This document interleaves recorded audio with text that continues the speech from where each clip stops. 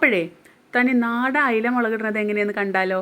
വളരെ സിമ്പിളായിട്ട് എളുപ്പത്തിൽ തയ്യാറാക്കാൻ പറ്റുന്ന ഒരു അയില മുളകിട്ടതും കൊണ്ടാണ് കേട്ടോ ഇന്നത്തെ വരവ്. അപ്പോൾ വീഡിയോ കാണുന്നതിന് മുന്നേ ചാനൽ സബ്സ്ക്രൈബ് ചെയ്യാതെ കാണുന്നവരൊന്ന് സബ്സ്ക്രൈബ് ചെയ്തിട്ട് സപ്പോർട്ട് ചെയ്യണം. അപ്പോൾ വെൽക്കം ടു പാട്ടും പാചകവും. 2 മീഡിയം സൈസ് തക്കാളി, 2 പച്ചമുളക്, കുറച്ച് വേപ്പില എടുത്ത് വെച്ചിട്ടുണ്ട്. അതേപോലെ ഒരു ചെറുനാരങ്ങ വലുപ്പത്തിൽ പുളി വെള്ളത്തിലിട്ട് വെക്കുന്നുണ്ട് കേട്ടോ. തക്കാളി ചെറുതാക്കി അരിഞ്ഞിടുന്നുണ്ട്, പച്ചമുളക് നടുവേ പൊളിച്ചിടുന്നുണ്ട്, വേപ്പില ഇട്ടിട്ട് പിന്നെ നമ്മൾ പൊടികൾ ഇടാണ്. 1/2 ടീസ്പൂൺ മഞ്ഞൾപ്പൊടി, 3 ടീസ്പൂൺ മുളക് പൊടി ഇട്ടിട്ട് പാകത്തിന് ഉപ്പിട്ട് കുറച്ച് വെളിച്ചെണ്ണ ഒഴിച്ചിട്ട് നന്നായി കൂട്ടി തിരുമ്പി യോജിക്കുന്നുണ്ട്. പ്രത്യേകം ഇതിൽ ഇഞ്ചി വെളുത്തുള്ളി സാധനങ്ങളൊന്നും ഇടുന്നില്ല കേട്ടോ.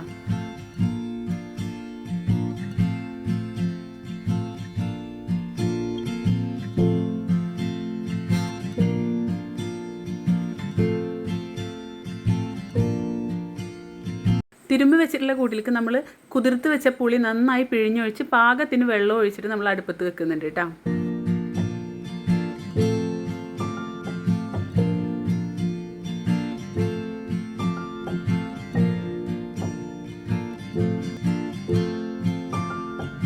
കറി നന്നായി ഒന്ന് തിളച്ച് വന്നപ്പോൾ നമ്മൾ കഴുകി നുറുക്കി കഷ്ണങ്ങളാക്കി വെച്ചിട്ടുള്ള മീൻ എല്ലാം ഇട്ടിട്ട് ഒന്നും കൂടി നന്നായി വേവിക്കുന്നുണ്ട് കേട്ടോ.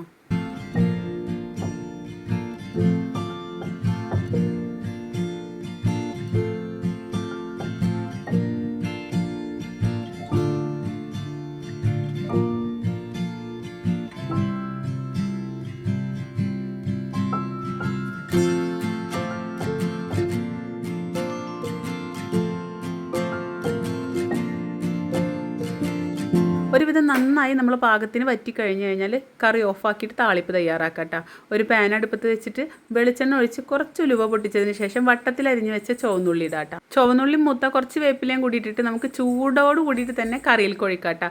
എപ്പോഴും ശ്രദ്ധിക്കണം, കറിയിലേക്ക് നമ്മൾ മൂപ്പിച്ചൊഴിക്കുന്ന സമയത്ത് കറി നല്ല ചൂടുണ്ടാവണം. കറി ചൂടാറിയതിന് ശേഷം മൂപ്പിച്ചൊഴിക്കരുത് കേട്ടോ. നല്ല ചൂട്ടോടെ ഒഴിക്കുമ്പോഴാണ് ആ ഒരു മണവും നല്ല രുചിയും ഒക്കെ കൂടുന്നത് കേട്ടോ.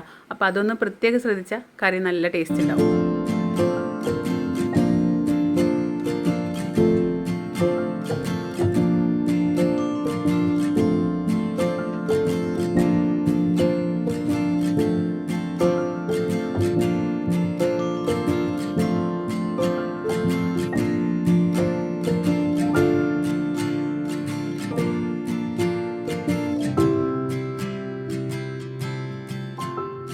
അപ്പോൾ ഇതൊരു വിധം നന്നായി മൂത്ത് വന്നിട്ടുണ്ട്.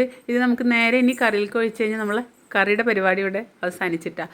വീഡിയോ ഇഷ്ടപ്പെട്ടെങ്കിൽ എന്താണെങ്കിലും ഒന്ന് ട്രൈ ചെയ്ത് നോക്കണം. ഈ രീതിക്ക് വെച്ചാൽ നല്ല ടേസ്റ്റ് ഉണ്ടാവും കേട്ടോ മീൻകറി. അപ്പോൾ ചാനൽ സബ്സ്ക്രൈബ് ചെയ്യാതെ കാണുന്നവരൊന്ന് സബ്സ്ക്രൈബ് ചെയ്തിട്ട് സപ്പോർട്ട് ചെയ്തോളൂ കേട്ടോ. അപ്പോൾ മറ്റൊരു വിഭവമായിട്ട്, അടിപൊളി വിഭവമായിട്ട് വീണ്ടും കാണാം. അതുവരെ എല്ലാവർക്കും സ്നേഹത്തോടെ ബൈ.